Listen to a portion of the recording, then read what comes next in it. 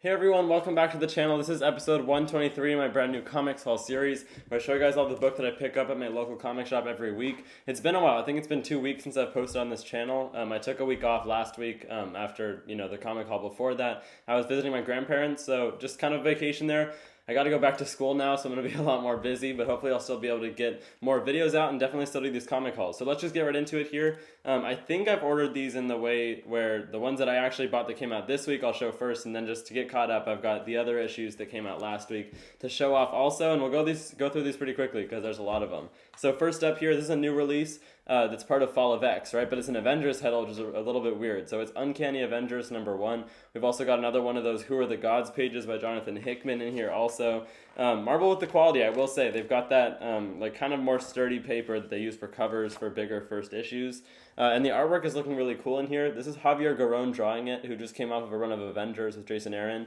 And I gotta say, looks like he's kind of stepping up his artwork, because I kind of felt like the artwork in Avengers is a little bit messy, but maybe he's getting a better chance to kind of step up his game here with a different kind of Avengers title. And I don't need to say too much about Fall of X. It's been really insane since it started with that Hellfire Gala one-shot. I've been roped back into X-Men comics because of it. I hadn't been buying anything prior to Fall of X, and now I'm just adding a couple titles to my pull list to keep up with it, because there's some really crazy stuff happening. Krakoa's at its lowest point it has been in a long time, and there's barely any survivors left. So this is kind of the idea that it's a unity squad, right? There's been Uncanny Avengers before, it's just that it's a mix between mutants and the Avengers, like human people with abilities, right? So just Captain America and some other undercover heroes like helping out the mutants however they can against Orcus.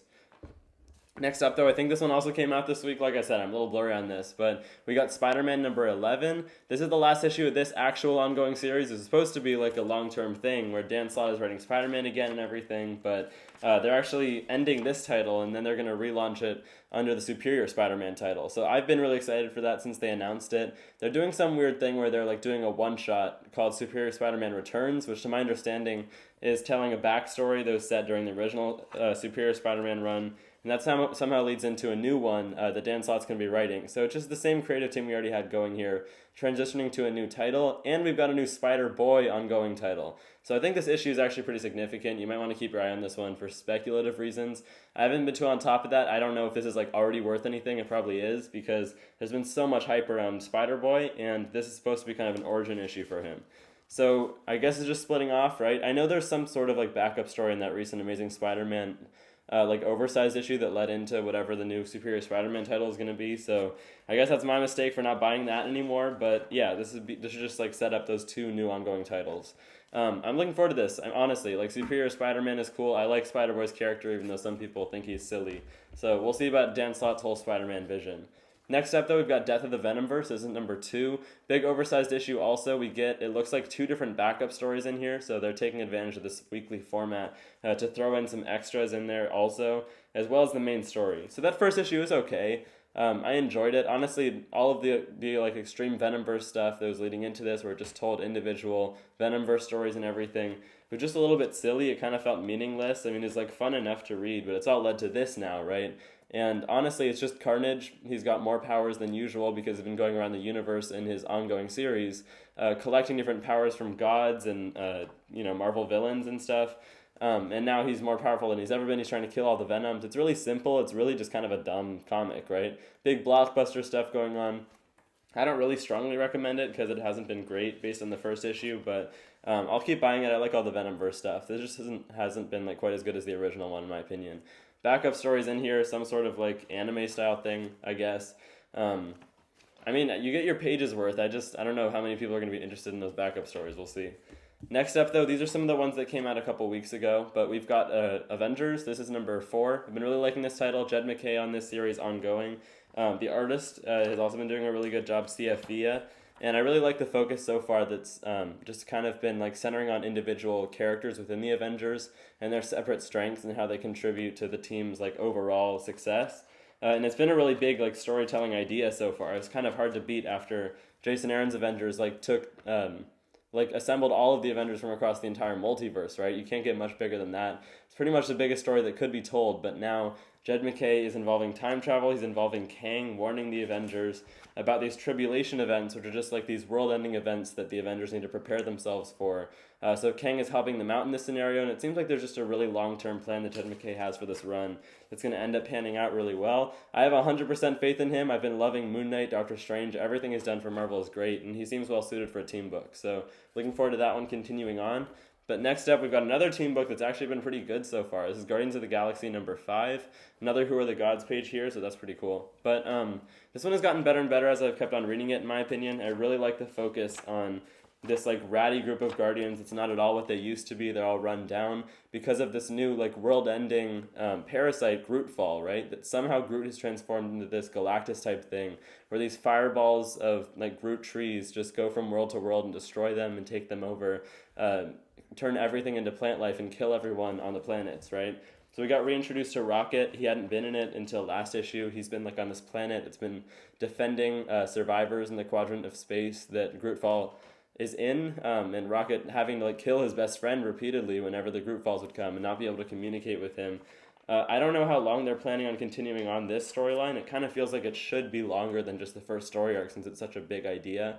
I don't really know how they're going to end up panning into whatever it's going to be. It's the climax of this, right? Or what is even going to happen afterwards, because that's what the entire plot is centering around so far. But I really like the new writer's vision for this. Cool cover, by the way, also. And yeah, I just don't know what they're planning on doing with it long term, but I'm really liking it so far. Next up, I've got a couple issues of Miles Morales Spider-Man. This is number 8 and number 9. I had to get a variant cover for number 8 because like my shop got shorted on issues or something, so I saw one on the shelf. I've been meaning to grab this one. And I think this is the start of a new story arc, just post Carnage Reigns, that crossover that happened with Miles Morales and the Carnage ongoing series before Death of the Venomverse, right, in continuity.